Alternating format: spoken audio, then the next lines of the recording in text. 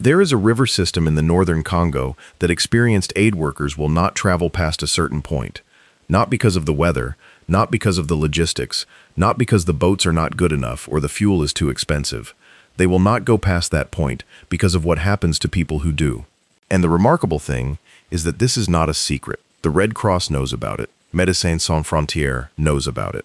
The UN knows about it. Every major humanitarian organization that operates in Central Africa has, at some point, drawn a line on a map of the Congo River Basin and written, in effect, "Beyond this point we do not go." And then they have continued to operate everywhere they can reach, serving the people they can reach, and the people past that line have remained past that line, in a world that has been effectively cut off from the rest of human civilization, not by choice and not by geography alone, but by a combination of things so layered and so specific to this particular river system that understanding it requires going back a very long way. Subscribe right now if you want to see the parts of this world that the comfortable version of reality leaves out, because what we are about to get into is not a simple story, and it is not a comfortable one, but it is real, and it is happening right now, and it deserves to be understood. Let us start with the river itself, because the river is the beginning of everything here, and most people who have not spent time studying Central Africa do not have an accurate picture of what the Congo River actually is. They know it exists. They know it is large. They may have read Conrad, which gives them an image of colonial horror dressed in the language of psychological atmosphere, an image that is not wrong exactly, but is so thoroughly filtered through a particular European consciousness that it tells you more about the person writing than about the river itself. What the Congo River actually is, when you approach it without that filter and try to see it as it is something that exceeds almost any prior category you have for understanding moving water. The Congo River is the deepest river in the world, not by a little, by a margin that makes the comparison almost absurd. In its deepest sections, the river reaches depths of over 220 meters. To put that in terms that help the scale register, if you took the Statue of Liberty and submerged it at the deepest point of the Congo River, you would need to stack 3 of them on top of each other before the torch broke the surface. 220 meters of freshwater river. There are parts of this river where no light penetrates, where the pressure of the water column above is equivalent to the pressure at significant ocean depths, where fish that have never seen light and have no eyes have evolved over millions of years in an environment of permanent darkness within what is technically a river. The Congo River is not a large river that happens to be in Africa. It is one of the defining hydrological features of the planet, and it behaves accordingly. The discharge of the Congo into the Atlantic Ocean is the second highest of any river in the world, behind only the Amazon. It moves approximately 41,000 cubic meters of water per second at its mouth, near the city of Matadi. And in the wet season, this figure climbs significantly higher. The plume of freshwater that the Congo pushes into the Atlantic is visible from space. It extends hundreds of kilometers out into the ocean, a brown and sediment-heavy tongue of freshwater pushing back against the salt water, staining the sea surface with the material carried from the heart of the continent. You can be on a ship in the Atlantic Ocean, out of sight of land, and still be floating in water that was recently a river. That is how much water the Congo moves. The river basin, the entire drainage system that feeds the Congo and its tributaries, covers approximately 3.7 million square kilometers. That is an area larger than India. It is the second largest river basin in the world. Within this basin, the Congo and its tributaries form a network of waterways that functions as the road system of Central Africa, because in much of this region there are no roads in any meaningful sense of the word. There are tracks that become impassable in the rainy season. There are paths through forest that are maintained by the feet of people using them and revert to forest when the people stop. But the rivers are permanent. The rivers are the highways. To understand movement, trade, communication, conflict, and culture in the Congo Basin, you have to understand that everything moves on water or it does not move at all. Now, the northern Congo, the specific river system we are talking about. Because the Congo River is not one thing. It is a system of extraordinary complexity, with major tributaries that are themselves among the largest rivers in the world, and the tributaries have tributaries, and those have tributaries of their own, reaching into every corner of the basin like the branches of a tree, or like the capillaries of a circulatory system, which is actually the better metaphor because the basin is alive, and the rivers are what move its life through it. The northern part of the Congo Basin, broadly the area north of the main channel of the Congo River and extending into the regions approaching the Central African Republic and South Sudan, is drained by a series of major rivers whose names are largely unknown outside of specialized geographic and humanitarian contexts. The Ubangi River forms the border between the Democratic Republic of Congo and the Central African Republic for much of its length. The Sanga River flows through the forests of the Republic of Congo. The Likuala and its various sub-tributaries reach into some of the most remote and least studied freshwater wetland systems in the world. And in the northeastern reaches of the DRC, in the provinces of Basuele and Haut-Uele, and in the Ituri region, a constellation of rivers and streams creates a landscape of water and forest that has been shaping human and animal life for longer than any current political boundary has existed.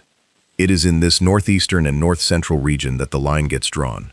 Not on every river, not uniformly. The line is not a single cartographic reality, but a series of operational realities, understood by different organizations in slightly different ways, but converging on the same essential truth.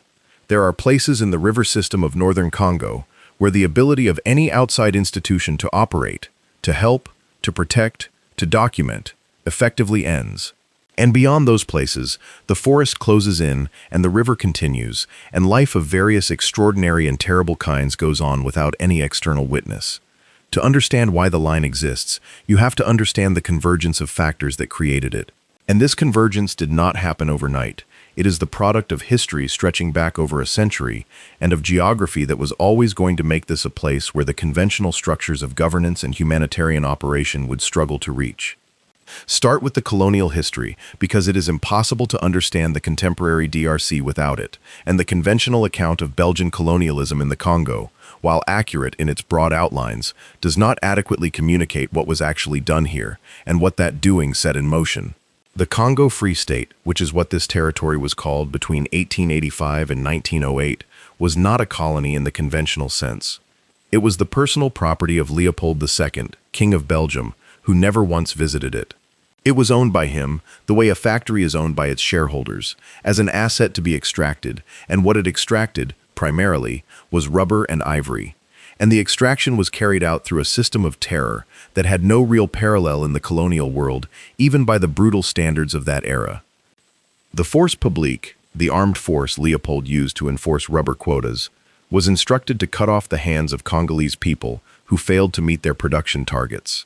This was not a policy carried out in isolated incidents. It was systematic. It was widespread. Baskets of severed hands were delivered to colonial administrators as proof that bullets issued to the force publique had not been wasted. Photographs taken by missionaries and brought to Europe in the early 1900s created an international scandal that eventually forced Leopold to transfer ownership of the Congo to the Belgian state in 1908. The Congo Free State became the Belgian Congo. The terror modulated because direct atrocity is bad for business optics, but the fundamental structure of extraction from the land and the people continued. In the northern and northeastern regions, this history had specific textures. The Uele region, the area around what is now the city of Isiro, and the rivers that drain toward the north, was already a place of significant pre-colonial complexity. The Zande Kingdom, the Mangbetu Kingdom, various other political formations had created sophisticated societies in this region with distinct artistic traditions, agricultural systems, trade networks, and systems of governance that the colonial enterprise dismantled with remarkable efficiency. The disruption of these existing structures, combined with the violence of extraction and the introduction of new diseases against which Central African populations had no immunity, created a demographic and social catastrophe in the northern Congo that the people of this region were still recovering from when Belgian colonialism ended in 1960 and a new chapter of disaster began. Independence in 1960 achieved in extraordinary haste and with almost no preparation by the Belgians, who had consistently refused to train Congolese administrators or politicians or military officers for any role of significant responsibility, immediately collapsed into crisis. The mutiny of the army, the secession of Katanga, the assassination of Patrice Lumumba, the first prime minister, who was killed with Belgian involvement and the knowledge of the CIA. The installation of Mobutu Sese Seko, who ran the country, renamed Zaire, as a personal kleptocracy for 32 years. The catastrophic depletion of every institution, the redirection of every resource toward Mobutu's personal enrichment, and the maintenance of a patronage network that kept him in power. And through all of this, the northern and northeastern regions, far from the capital Kinshasa on the opposite side of the country, far from the mineral wealth of the Katanga region that made the South relatively legible to international interests, receding further and further from anything that might be called functional governance. When Mobutu finally fell in 1997, brought down by the forces of Laurent Désiré Kabila, supported by Rwanda and Uganda, the country did not stabilize. It lurched from one catastrophe to the next. The First Congo War, the Second Congo War, which drew in 9 African nations and dozens of armed groups, and killed somewhere between 3 and 6 million people between 1998 and 2003, making it the deadliest conflict in the world since World War II, a fact that received a fraction of the media attention it deserved. And when the formal wars ended, they did not really end. They simply fragmented. The large organized violence of national armies breaking apart into a landscape of dozens and eventually hundreds of armed groups operating in different parts of the country, extracting resources and taxing populations and fighting each other and fighting the national army and fighting UN peacekeepers and creating a situation of chronic low-level violence that has ground on in the eastern and northeastern DRC for more than 2 decades with no clear resolution in sight. The armed groups in the northern Congo are not a single thing. This is important to understand because the temptation, when confronted with a region of this complexity, is to reduce it to a single narrative, a single villain, a single explanation. But the reality is a landscape of extraordinary and terrible variety. There are groups with ethnic and political roots in the conflicts of the 1990s, whose original causes have long since been overtaken by the logic of armed survival, of extraction, of the fact that armed groups that control territory and tax its inhabitants can sustain themselves indefinitely without reference to any original political program. There are groups that have received support at various times from Rwanda, Uganda, and Sudan, each of those countries pursuing their own interests in the DRC's vast and ungoverned spaces. There is the Lord's Resistance Army, or what remains of it, the Ugandan rebel movement led by Joseph Kony that has operated in the forests of the northeastern DRC for years after being driven out of Uganda, carrying out attacks on villages and abducting children for use as soldiers and porters and sex slaves in a pattern of violence that has been documented by investigators and yet has continued with minimal effective response. And then there are the networks of resource extraction that both support and are supported by the armed groups. The artisanal mining of gold and coltan and cassiterite and other minerals, the illegal logging, the wildlife trafficking, the charcoal trade, all of it moving through a shadow economy whose revenues sustain the armed groups that provide the security for the trade that generates the revenues. It is a closed loop, self-sustaining, deeply embedded in the economic life of the region, and it operates most effectively in the places that are hardest to reach, which is to say precisely the deepest parts of the river system, precisely the areas that external institutions cannot easily monitor or regulate. The specific point on the river past which humanitarian organizations will not go is not a single GPS coordinate. It shifts. It is different for different organizations and different contexts. What it represents is the threshold at which the combination of armed group activity, absence of any reliable security, and the physical impossibility of evacuation or rescue if something goes wrong, makes the risk calculus of operating there impossible to justify. The Red Cross, the IC, operates under principles of neutrality and impartiality that are supposed to allow it to move in conflict zones where no one else can, and it does move in extraordinary places. It operates in active war zones, in areas under the control of groups that most governments designate as terrorist organizations, in places where the security environment would prevent almost any other organization from functioning at all. When the ICRC draws a line, it is drawing it in a place where even the framework of neutrality cannot provide adequate protection, where the armed actors on the ground either do not recognize the principles under which the ICRC operates or actively target humanitarian workers regardless of those principles. What the ICRC and other organizations have documented in the areas they can reach, including areas they have been able to access briefly or intermittently, gives some indication of what the situation is for communities living past the operational threshold. The displacement of civilian populations is extensive.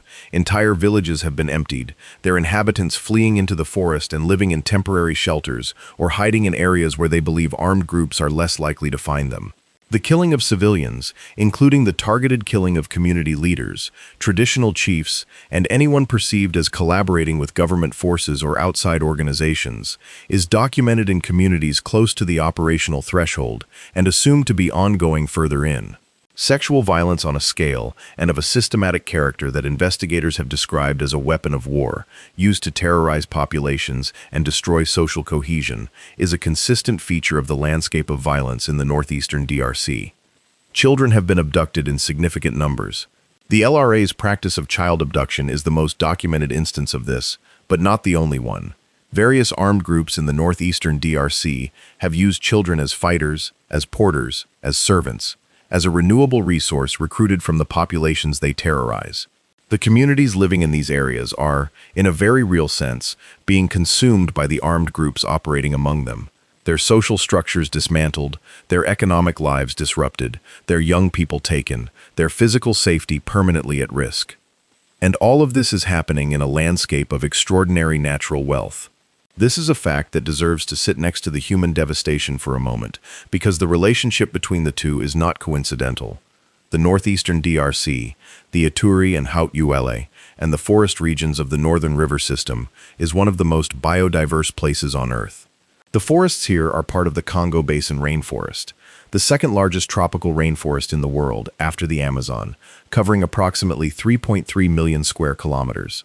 This forest is a carbon sink of global significance. It is a reservoir of biological diversity that includes species found nowhere else on Earth. It is home to forest elephants, to eastern lowland gorillas, to okapis, the strange and beautiful forest giraffe that is found only in the DRC and that was unknown to Western science until 1901. It is home to chimpanzees and bonobos, our closest living relatives, living in forests that their ancestors have inhabited for millions of years. It is home to hundreds of bird species, to fish that evolved in the specific conditions of the deep river and its tributaries, to plants whose chemical compounds have barely been cataloged, let alone studied for their potential uses. And underneath this living forest, and in the rivers themselves, and in the rock beneath the soil, there is mineral wealth on a scale that is almost incomprehensible.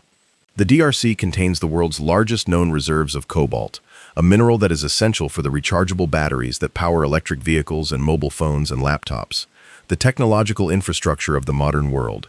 It contains significant gold deposits.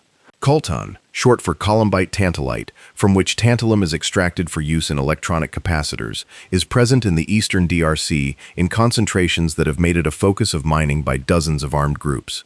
The northeastern region has significant gold deposits that have been artisanally mined for generations and are now being mined at larger scale by networks connected to armed groups.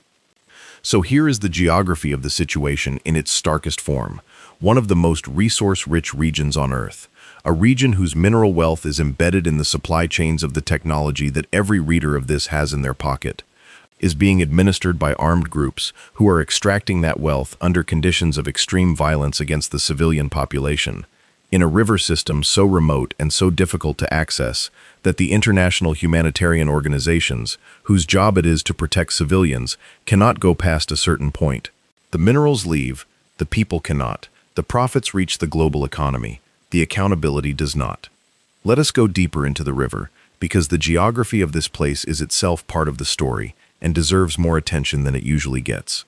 The tributaries of the Congo in the northern basin are not simply waterways. They are the organizing principle of every aspect of life for the communities living along them. The river dictates when you can travel and when you cannot.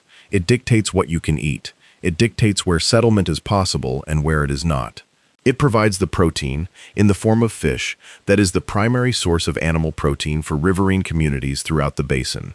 It provides the highway along which trade moves, goods going downriver toward markets in larger towns and returning with the items that the river communities cannot produce themselves: salt, tools, cloth, medicine when medicine is available at all. The fishing communities of the northern river system have developed, over centuries and in some cases millennia, fishing techniques specific to the particular conditions of each river and each season. The Congo Basin has over 700 species of freshwater fish, more than any comparable river system in the world. And this extraordinary diversity reflects the fact that the deep river and its tributaries have been isolated from each other by the geography of the basin, in ways that promoted the evolution of species adapted to very specific local conditions. In the deep main channel, where the water is fast and cold and under enormous pressure at depth, fish have evolved to those conditions. In the shallow floodplains and forest pools that form in the wet season, entirely different communities of species live out their lives in water that is warm and slow, and rich with the organic matter that falls from the forest canopy above it. The fishermen of the northern rivers know their fish. They know which species is where in which season. They know the pools where the large predators concentrate in the dry season when other water recedes. They know the specific baits and techniques that work for each species. They know the reading of the water, the particular color and surface texture and sound that indicates depth and current, and the presence of fish below. This knowledge is passed from elder to young, in the same way that all practical knowledge in these communities is transmitted, through direct apprenticeship, through watching and doing, through the accumulated experience of a life spent on a specific river. The boats used on the northern Congo tributaries are dugout canoes, pirogues, carved from the trunks of specific trees chosen for their combination of lightness and durability.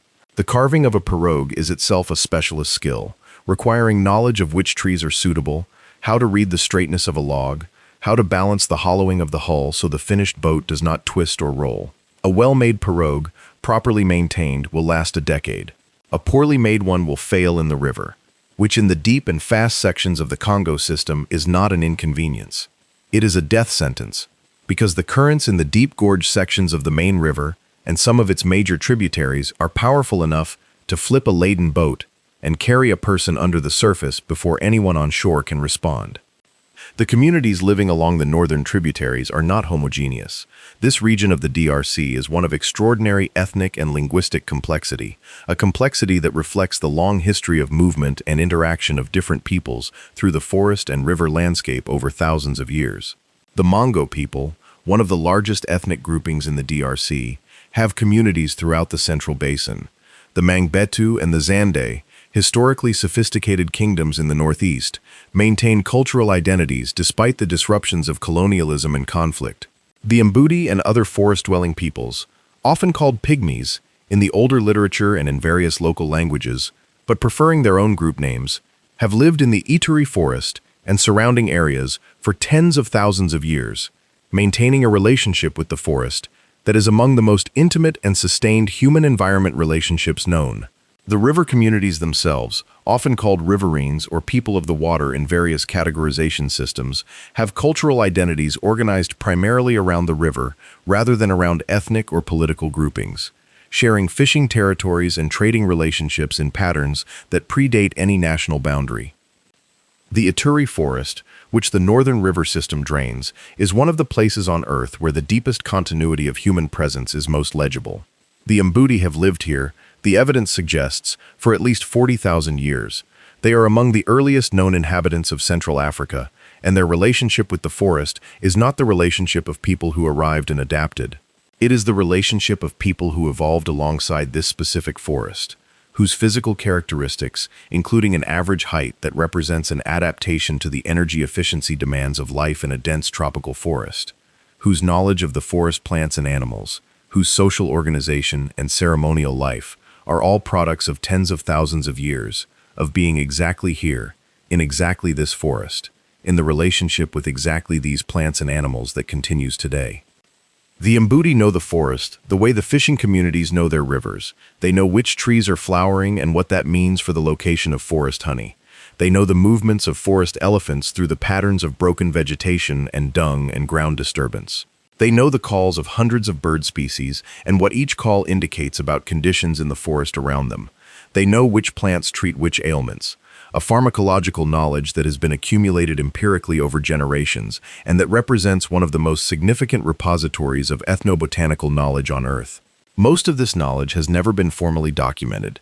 It exists in the minds of individuals and is transmitted orally, in Mbuti languages that are themselves poorly documented, in communities that are under severe pressure from the displacement and violence of the broader conflict in the northeastern DRC. The relationship between the Mbuti and the agricultural communities who have lived alongside them in the Ituri for centuries is itself a complex and ancient thing.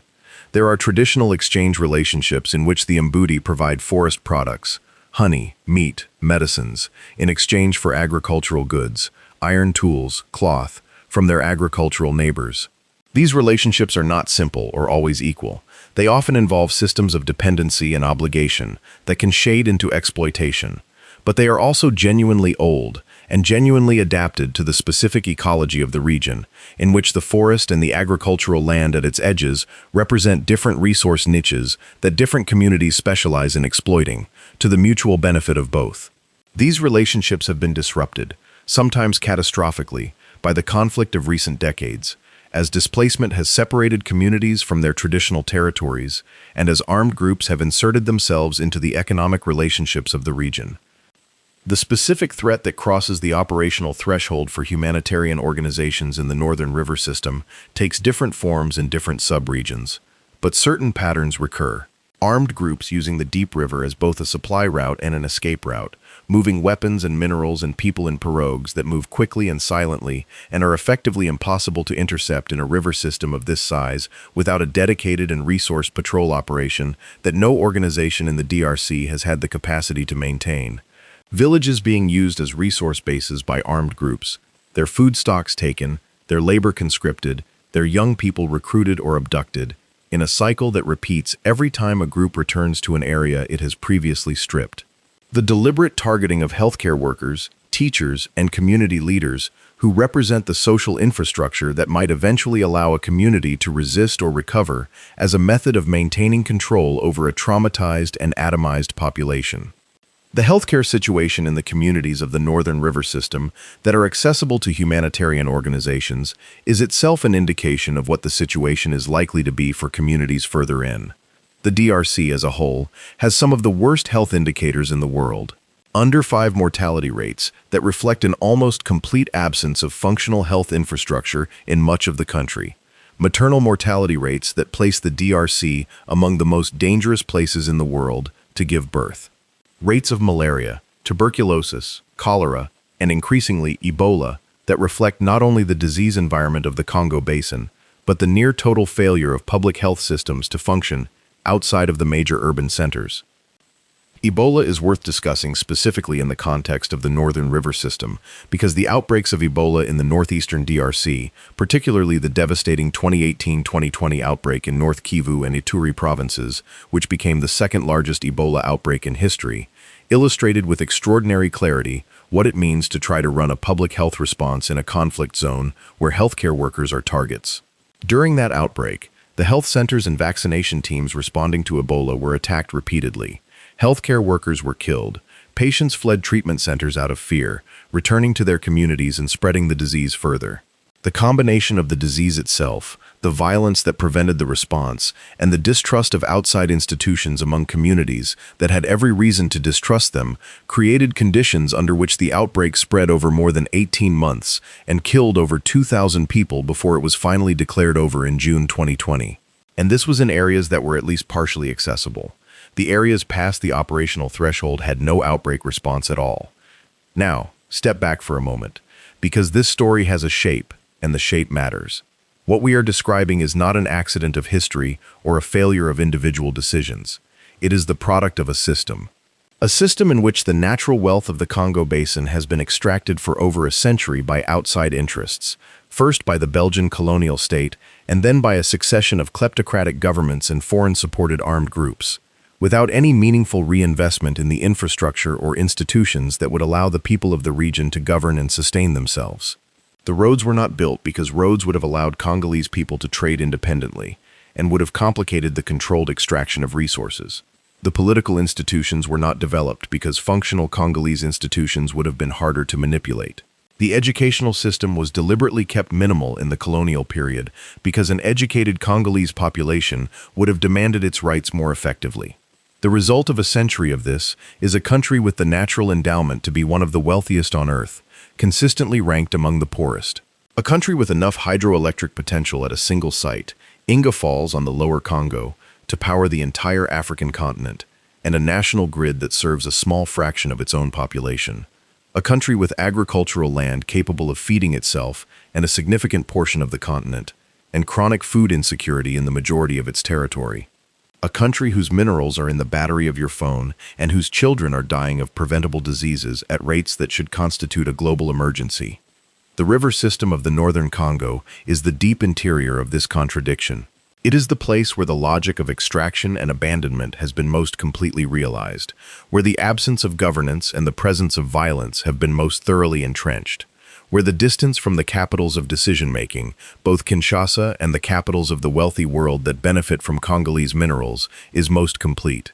The line that humanitarian organizations draw on the map of the northern Congo is not a line drawn by the organizations themselves. It is a line drawn by a century of history, and the organizations are simply acknowledging that it is there.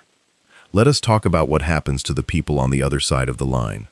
Not in the abstract, because the abstract is a way of not seeing, in the specific, in the daily and the human. There are communities in the river system of the northeastern DRC that have had no contact with any government service, any healthcare system, any formal educational institution, any market economy in any reliable sense, for decades. Not because they are ancient indigenous societies choosing to live in isolation, though some of the Mbuti communities in the Deep Ituri come close to that description, but because the infrastructure that would connect them to these things was never built, or was built and then destroyed, or exists on paper in Kinshasa in the form of administrative designations and budget allocations that never translate into actual presence on the ground. A woman in a river village in Haut-Douala province passed the threshold of humanitarian operation, giving birth without any medical assistance, as the majority of women in this region do, is navigating a biological event that carries a mortality risk that her counterpart in any wealthy country does not face in any comparable degree. If something goes wrong in that birth, there is nothing. There is no road to drive to a hospital. There is no boat with a reliable motor that can navigate the river fast enough to matter. There is no radio to call for help. There is no help to call. The outcome is determined entirely by the skill of whoever is present, usually a traditional birth attendant with knowledge that may be very significant, but that cannot perform surgery, cannot administer blood transfusions, cannot address an eclampsia or an obstructed labor in a way that modern obstetric care can. Women die in this region who would not die if they lived somewhere else. Children die in this region who would not die if they lived somewhere else. And the somewhere else that would save them is not a dream of utopia. It is a functional health clinic with a midwife and basic supplies. That is the gap. That is the distance between what exists and what would change everything. The children who grow up in the communities of the Northern River System grow up with an education that is entirely informal, transmitted by elders in the traditional manner. Rich in specific knowledge of the forest and the river and the community's history and the practical skills of survival in this particular landscape, and entirely disconnected from the formal education system that would give them access to literacy in French or Swahili or Lingala, to numeracy, to the credentials that connect a person to the wider world of the DRC and beyond it. This is not to say that the knowledge they receive is without value. The knowledge of the forest and the river is extraordinary, and the people who carry it are capable of survival and livelihood in an environment that would defeat almost anyone raised in a different context. But it is also true that the absence of formal education limits the options of these communities in ways that compound over generations. Young people who cannot read cannot access written information about their rights, about available resources, about the law. They cannot fill out the forms that formal employment requires. They cannot access the institutions, flawed as those institutions are, that might offer some leverage against the armed groups that control their territory. The armed groups themselves understand this. The deliberate destruction of schools and health clinics, documented by investigators in accessible areas and assumed to be ongoing in inaccessible ones, is not random violence. It is strategic. Keeping communities isolated, uneducated, and sick makes them easier to control. It prevents the development of the organizational capacity that resistance requires. It ensures that the population remains dependent on the armed group for whatever protection and economic activity is available, creating a terrible dependency that looks, from the outside, like collaboration, but is in reality something much darker. There is a specific dynamic in the river communities of the northern Congo that investigators and the few journalists who have managed to reach some of these areas have described. The way that armed groups insert themselves into the fishing economy that is the backbone of riverine community life. A fishing community needs to move on the river to fish. Moving on the river requires using stretches of river that the armed group controls. The armed group taxes the movement. It taxes the catch. It takes labor in the form of men required to transport supplies or materials for the group. It takes young people. It takes food. And because the river is the only economic lifeline the community has, the community cannot simply refuse to engage with the river. It cannot relocate easily, because relocation in a forest environment means leaving the specific territory and specific resources that the community's knowledge is calibrated to, entering territories where other groups or other armed actors may present equal or greater dangers.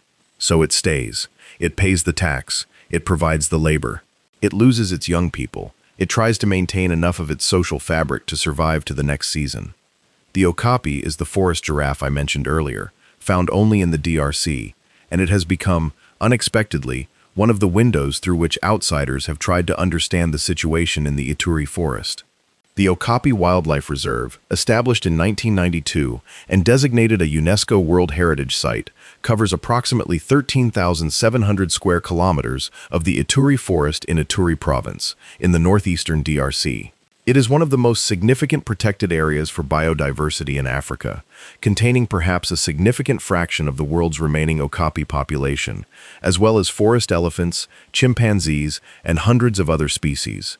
It is also, for much of its history since its establishment, a site of ongoing conflict, with armed groups operating within its boundaries, rangers killed in the line of duty, and the wildlife it is supposed to protect, hunted illegally by armed groups that use ivory and bushmeat, both for subsistence and as currency.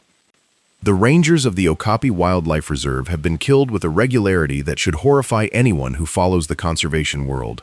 In 2012, an attack by the armed group known as the Mai Mai Simba killed 6 rangers and burned down the reserve headquarters at Apulu, along with releasing or killing the captive okapis kept there. The attack was linked to the broader conflict dynamics of the northeastern DRC, with the Mai Mai Simba having connections to both local grievances about land and resources and to the wider network of armed groups extracting minerals from the region. Since then, rangers have continued to be killed while on patrol, in numbers that make the Okapi Wildlife Reserve one of the most dangerous conservation postings in the world. What does it mean that one of the most spectacular and unique animals on Earth, an animal found nowhere else but the DRC, is being protected by rangers who are being killed for doing the job? In a forest where armed groups are extracting minerals that end up in the supply chains of global technology companies. It means that the line on the map of the northern Congo, the line past which humanitarian organizations will not go, is not just a humanitarian line. It is an environmental line. It is a line past which the forest is being consumed, along with the people in it, quietly and continuously, in a place where no one with the capacity to stop it can see what is happening. The minerals specifically deserve a focused moment because they are the material link between the darkness of the northern Congo river system and the everyday life of the world that considers itself removed from it. Cobalt is the clearest example. The DRC produces approximately 70% of the world's cobalt. Much of this comes from industrial mines in the Katanga region of the south, but significant amounts also come from artisanal mining operations throughout the country, including in the east and northeast, in areas where armed groups control mining sites and export the mineral through supply chains that pass through multiple intermediaries before reaching the refineries in China and elsewhere that process it for use in batteries. The phone you may be holding while you read or watch this almost certainly contains cobalt. The laptop on which this might have been written contains cobalt. The electric vehicle that represents the supposed clean future of transportation contains cobalt in quantities that dwarf what is in a phone. And a significant fraction of that cobalt moved, at some point in its journey from the Earth to your device, through the control of an armed group in the DRC. Through a supply chain in which the conditions of production included child labor in some artisanal sites, violence against mining communities, and the funding of groups that have been responsible for some of the worst documented atrocities in a country that has seen extraordinary levels of atrocity. This is not a comfortable thing to sit with. It is not supposed to be comfortable. The distance between the technology on your desk and the river system of the northern Congo is not a moral blank space. It is a supply chain. It has a geography. It has a history. And it has people in it, on both ends, whose lives are connected by the movement of mineral through rock and forest and river and boat and truck and container ship and refinery and factory and retail distribution and the box the phone came in. Understanding this connection is not the same as resolving it. The resolution is political and economic and requires decisions being made at levels far above the individual consumer. But not understanding it is a choice, and it is a choice that makes the situation easier to perpetuate. There are people who know the river past the line. There are people who live past the line and move along it and have their entire existence past the line. They are not abstractions. They are not victims in the simple sense that the word victim is sometimes used, as a way of removing agency from people who in fact exercise considerable agency within extremely constrained circumstances. The communities of the Northern River System survive in circumstances that should, by any reasonable accounting, be unsurvivable. They maintain social structures. They maintain cultural practices. They maintain the oral histories that tie them to their land and their rivers and their ancestors. They maintain the knowledge of the forest and the water that allows them to eat and move and build and heal within the specific conditions of this specific place. There are traditional authorities, chiefs and council elders, who still